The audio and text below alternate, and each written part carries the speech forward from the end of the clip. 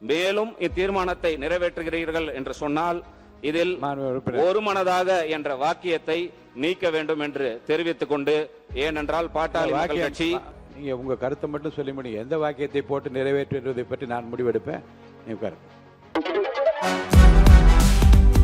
சூப்பரா இருக்கு அம்மா, எனக்கு இதோட சீக்கிரம் தெரியும். Chocolate sweetened condensed milk from Milky Mist. Aachi Masala, எந்த சமையலும் ருசி தேடும் ரகசியம். 20 ரூபாய். மாண்புமிகு பேரவைத் தலைவர் அவர்களே, வணக்கம். ஆங்கிலத்தில் பொதுவாக ஸ்மால் இஸ் பியூட்டிஃபுல் என்று சொல்வார்கள்.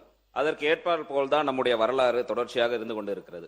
இன்னும் உதாரணத்துக்கு சொல்ல வேண்டும் என்று சொன்னால், சுதந்திரம் அடைந்த மெட்ராஸ் பிரசிடென்சியில் அன்றைக்கு மொத்தம் 12 மாவட்டங்கள் தான் இருந்தன. காலப்போக்கில் நிர்வாக வசதிக்காக இன்றைக்கு 38 மாவட்டங்களாக அவை பிரிக்கப்பட்டிருக்கின்றன.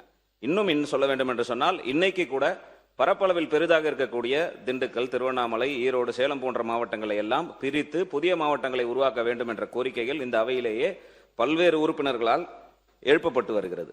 இன்னும் சொல்ல வேண்டும் என்று சொன்னால், உள்ளாட்சி துறையில் 10 ஆண்டுகளுக்கு ஒரு வரை தொகுதி மறுவரை செய்யப்பட்டு வருகிறது.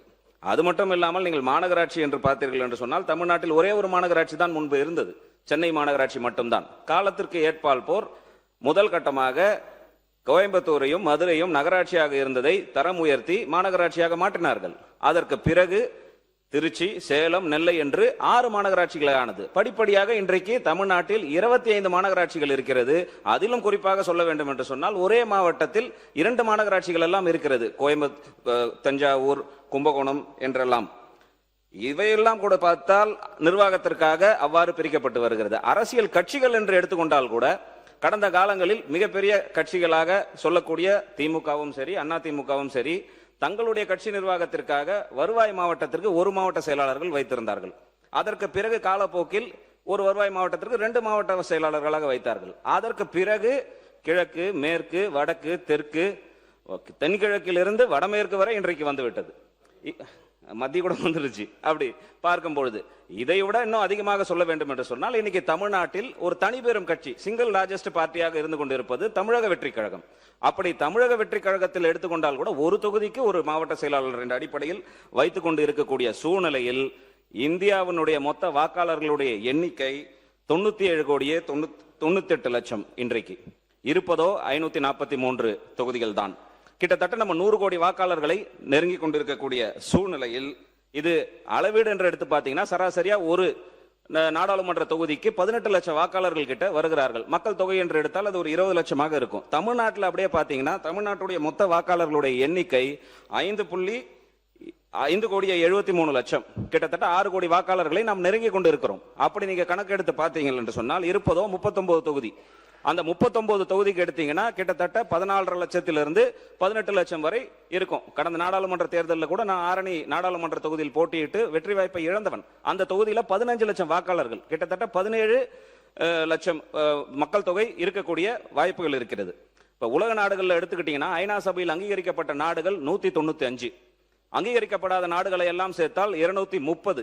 இப்படி நீங்க அந்த நாட்டுகளுடைய மக்கள் தொகையும் நம்முடைய தொகுதியினுடைய வாக்காளர்களின் எண்ணிக்கையும் கணக்கிட்டாலே கூட ஆரணி நாடாளுமன்ற தொகுதி 43வது பெரிய நாடிற்கு சமமாக இருந்து கொண்டிருக்கும். உதாரணத்துக்கு சொல்ல வேண்டும் என்று சொன்னால், Iceland, Maldives, Brunei, Malta, Cyprus போன்ற நாடுகளின் மக்கள் தொகையை விட ஒரு நாடாளுமன்ற தொகுதியினுடைய வாக்காளர்கள் மிக அதிகமாக இருந்து கொண்டிருக்கக்கூடிய சூழ்நிலை இன்னைக்கு இருந்து கொண்டிருக்கிறது.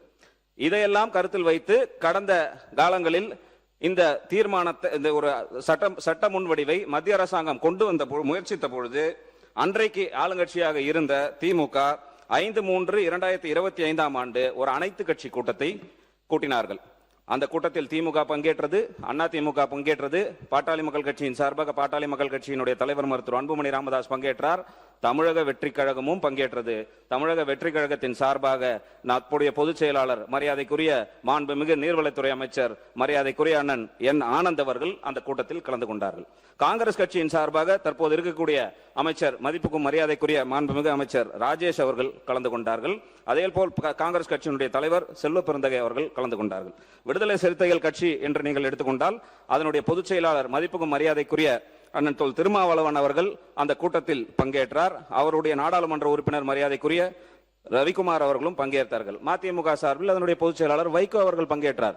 இந்திய கம்யூனிஸ்ட் கட்சியின் சார்பாக அப்போதைய அவர்களுடைய தலைவர் மரியாதைக்குரிய தோழர் முத்தரசன் அவர்கள் அப்பொழுது பங்கேற்றார்கள். மார்க்சிஸ்ட் கம்யூனிஸ்ட் கட்சியின் சார்பாக அதனுடைய தோழர் தலைவர் மரியாதைக்குரிய சண்முகம் அவர்கள் அன்றைக்கு பங்கேற்றார்கள். அது மட்டும் இல்லாமல் இந்த அவையில் இருக்கக்கூடிய சட்டமன்ற உறுப்பினர்களாக இருக்கக்கூடிய மரியாதைக்குரிய சட்டமன்ற உறுப்பினர் ஜவஹர் உல்லா அவர்களுக்கும் மரியாதைக்குரிய சட்டமன்ற உறுப்பினர் தமீமுன் அன்சாரி போன்ற அனைத்து கட்சி பிரதிநிதிகள் மட்டுமல்லாமல் இயக்கங்களின் பிரதிநிதிகளும் பங்கேற்று அந்த கூட்டத்தில் பாட்டாளி மக்கள் கட்சியினுடைய தலைவர் மருத்துவர் அன்புமணி ராமதாஸ் முன்வைத்த கோரிக்கை என்னவென்று சொன்னால், இங்கே தமிழ்நாட்டை பொறுத்தவரை 2026ஆம் ஆண்டு எடுக்கப்படுகின்ற மக்கள் தொகை கணக்கெடுப்பின் அடிப்படையில் இந்த தொகுதி வரையறை நடத்தப்படுமே ஆனால் பாட்டாளி மக்கள் கட்சி அதை கடுமையாக எதிர்க்கும் என்று அந்த நேரத்தில் பதிவு செய்த கையோடு, அதே நேரத்தில் இன்றைக்கு 543 தொகுதிகளில் தமிழ்நாட்டில் 39 தொகுதிகள் இருக்கின்றன. விகிதாச்சார அடிப்படையில் எடுத்துக்கொண்டால் இது 7.18 வருகிறது. இந்த 7.18 விகிதாச்சார அடிப்படைக்கு குறையாமல் இந்த தீர்மானத்தை தொகுதி மறுவரையை ஒன்றிய அரசு செய்யுமே ஆனால் அந்த தீர்மானத்தை பாட்டாளி மக்கள் கட்சி வரவேற்கும் என்று அன்றைக்கு அந்த கூட்டத்தில் பதிய வைக்கப்பட்டது. இதையே ஒட்டி அனைத்து கட்சிகளும் ஒன்றாக இணைந்து அந்த கூட்டத்தில் நிறைவேற்றப்பட்ட தீர்மானத்தின் அம்சங்கள் என்னவென்று சொன்னால், நாடாளுமன்றத்தில் தற்போதைய உறுப்பினர்களின் எண்ணிக்கை உயர்த்தப்படும் பட்சத்தில் 1971ஆம் ஆண்டு மக்கள் தொகை அடிப்படையில் தற்பொழுது நாடாளுமன்றத்தில் இரு அவைகளிலும் மாநிலங்களிடையே எந்த விகிதத்தில் தொகுதிகளின் எண்ணிக்கை உள்ளனவோ அதே விகிதத்தில் தமிழ்நாடு உட்பட தென் மாநிலங்களின் தொகுதிகளின் எண்ணிக்கையை உயர்த்துவதற்கு தேவையான அரசியல் சட்டத்தை மேற்கொள்ள வேண்டும் என ஒன்றிய அரசை இந்த அனைத்து கட்சி கூட்டம் வலியுறுத்துகிறது. தொகுதி மறுசீரமைப்பின் காரணமாக நாடாளுமன்றத்தில் தமிழ்நாட்டின் தற்போதைய பிரதிநிதித்துவமான சதவீதம் 7.18 என்பதை எக்காரணம் கொண்டும் ஒன்றிய அரசு மாற்றம் செய்யக்கூடாது என்று இந்த கூட்டம் வலியுறுத்துகிறது என்று அந்த கூட்டத்தில் அனைத்து கட்சி இங்க வந்திருக்கக்கூடிய அனைத்து கட்சியினுடைய பிரதிநிதிகளுடன் அந்த தீர்மானம் அன்றைக்கு நிறைவேற்றப்பட்டது. இதற்கு பிறகு ஏப்ரல் மாதம் 26ஆம் தேதி இந்த பில் நாடாளுமன்றத்தில் வந்த பொழுது தற்போதைய மாண்புமிகு உள்துறை அமைச்சர் மதிப்புக்கும் மரியாதைக்குரிய ஐயா அமித்ஷா அவர்கள் நாடாளுமன்றத்திலேயே தெளிவாக குறிப்பிட்டிருக்கிறார், Tamil Nadu has 39 seats which is 7.18%. After passage of this bill the number of MPs will be 59 and their percentage in the new house of 816 will be 7.23%. Tamil Nadu will also suffer no loss என்பதை தெளிவாக தெரிவித்து அந்தந்த மாநிலங்களில் அந்த விகிதாச்சாரத்தின் அடிப்படையில் தொகுதிகளின் எண்ணிக்கை அடிப்படையில் 50% உயர்த்தி அந்த 50%ம் மகளிருக்கென்று வழங்கப்படும் என்று தெளிவாக நாடாளுமன்றத்திலேயே தெரிவித்திருக்கிறார். அது மட்டுமல்லாமல் அதேபோல் பாரத பிரதமர் மரியாதைக்குரிய நரேந்திர மோடி அவர்கள் தேர்தல் நேரத்தில் அதுவும் குறிப்பாக ஏப்ரல் 5ஆம் தேதி 2026 கேரளத்தில் தேர்தல் பிரச்சாரத்துக்கு வந்த பொழுது இது குறித்த தெளிவான விளக்கத்தை தெரிவித்திருக்கிறார்.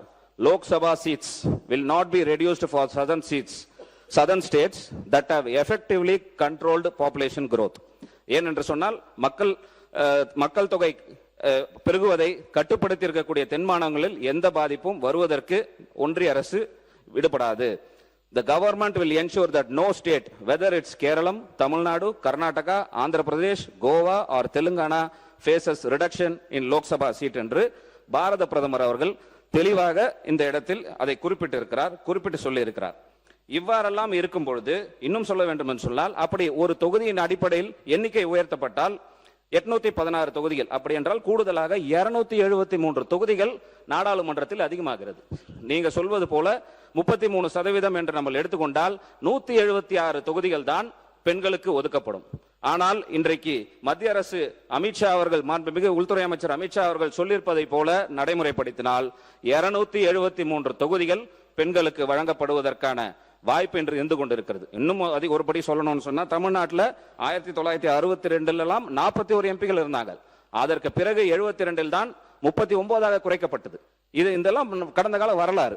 இன்னும் நீங்க தமிழ்நாட்டுக்கு எடுத்துக்கொண்டீர்கள் என்று சொன்னால், தற்போது இருக்கக்கூடிய 39 எம்பிகளை வைத்து நீங்கள் 33% என்று கணக்கீடு செய்தீர்கள் என்று சொன்னால், இன்றைக்கு 13 எம்பிகள் தான் அதிகமாக வருவார்கள், பெண்களாக இருப்பார்கள். ஆனால் இந்த சட்டம் அவர்கள் சொல்வது போல பெண்களுக்கு அந்த 50% உயர்த்தினால் 20 நாடாளுமன்ற உறுப்பினர்கள் தமிழ்நாட்டிலிருந்து மகளிர் நாடாளுமன்ற உறுப்பினர்கள் நாடாளுமன்றத்தை அலங்கரிப்பார்கள். இன்றைக்கு வெறும் 5 பெண் நாடாளுமன்ற உறுப்பினர்கள் தான் அந்த அவையை அலங்கரித்துக் கொண்டிருக்கிறார்கள். அது மட்டுமல்ல, நம்முடைய சட்டமன்றம் எடுத்துக்கொண்டால் கூட மாண்புமிகு முதலமைச்சர் அவர்கள் சொன்னது போல 234 தொகுதி இப்ப இருக்கின்ற வகையிலேயே நீங்கள் 33% மசோதாவை நிறைவேற்றினீர்கள் என்று சொன்னால் கூடுதலாக இன்றைக்கு உறுப்பினர் சுருக்கமாக முடிச்சிருக்கேன். இன்னைக்கு 33% சொன்னீங்கன்னா 77 பெண் சட்டமன்ற உறுப்பினர்கள் தான் இந்த அவைக்கு கிடைப்பார்கள். ஆனால் நீங்கள் கூடுதலாக தொகுதியை வளர்த்து அதன் கூட நீங்க எடுத்து வச்சு பார்த்தீங்கள் என்று சொன்னால் நமக்கு கூடுதலாக 117 பெண் சட்டமன்ற உறுப்பினர்கள், மகளிர் சட்டமன்ற உறுப்பினர்கள் நமக்கு கிடைப்பார்கள். இன்றைக்கு இந்த அவையை எடுத்துக்கொண்டால் எங்களுடைய சட்டமன்ற கட்சி தலைவர் முனைவர் சௌமியா அன்பணி அவர்கள் உட்பட தமிழக வெற்றி கழகத்தினுடைய மாண்புமிகு அமைச்சர்கள் 4 பெண் உறுப்பினர்கள் உட்பட முதலமைச்சர் சொல்வது போல் 23 பெண் உறுப்பினர்கள் தான் இன்றைக்கு இருக்கிறார்கள். அப்படி இவ்வாறெல்லாம் இருக்கும் பொழுது மகளிருடைய உரிமையும் அதிகாரம் பெறுவதற்கும் எதிராக நாம் எல்லாம் இருக்க போகிறோமா? ஒருபொழுதும் பாட்டாளி மக்கள் கட்சி அப்படி இந்த வேலையை செய்யாது. ஒருபொழுதும் பாட்டாளி மக்கள் கட்சி இப்படி செய்யாது. மேலும் சொல்ல வேண்டும் என்று சொன்னால், எனக்கு முன்னால் சொன்னது போல இது குறித்த எந்த சட்ட முன்வடிவோ அதிகாரப்பூர்வ அறிவிப்போ இதுவரை வெளிவரப்படவில்லை. எந்த நாடாளுமன்ற உறுப்பினருக்கும் கொடுக்கல. நேத்திய இந்த சட்டமன்ற நிகழ்வுல கூட மாண்புமிகு வேப்பநாளி சட்டமன்ற உறுப்பினர் ஓசூர் விமான நிலையம் குறித்து கேட்டபோது மாண்புமிகு தொழில்துறை அமைச்சர் அவர்கள் தெளிவா சொன்னாங்க, ஆதாரம் இருந்தா கொடுங்க, ஆதாரத்தை வைத்து பேசுவோம், வாய் வழி செய்தி எல்லாம் வைத்து பேசுவது முறையாக இருக்காது என்று மாண்புமிகு தொழில்துறை அமைச்சர் இதே அவையில் பதில் சொன்னார். ஆனால் இன்னைக்கு செவி வழி செய்தியை வைத்து ஒரு தீர்மானத்தை நாம் இங்கே கொண்டு வந்திருக்கிறோம் என்பதை நாம் கருத்தில் கொள்ள வேண்டும். இவ்வளவு பெரிய தொகுதியை ஒரு நாடாளுமன்ற உறுப்பினராக நிர்வகிப்பது வாய்ப்பே கிடையாது. எனவே இன்றைக்கு இந்த சட்டம் வருமா வராதா என்றெல்லாம் இருக்கக்கூடிய சூழ்நிலையில் இந்த நேரத்தில் இந்த சட்டம் கொண்டு வருவதற்கான அவசியம் என்ன இருக்கிறது?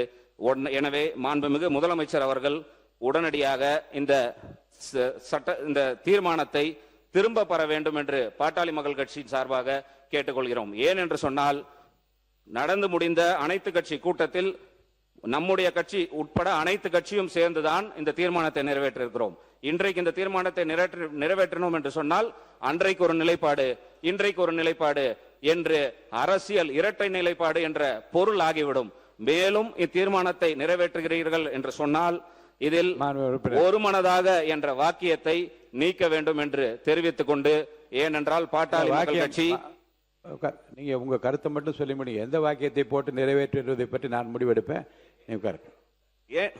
ஏன் அந்த ஒருமனதாக என்ற வார்த்தை அந்த தீர்மானத்தில் இருக்க வேண்டாம் என்று நாங்கள் கேட்டுக்கொள்வதற்கு காரணம், இந்த தீர்மானத்தை பாட்டாளி மக்கள் கட்சி பெண்களின் உரிமைக்காகவும் அவர்கள் அரசியல் அதிகாரம் பெறுவதற்கும் எதிராக நாங்கள் பார்க்கின்ற காரணத்தினால் இந்த தீர்மானத்தை நாங்கள் ஆதரிக்கவில்லை என்று கூறி அமர்கிறேன். நன்றி.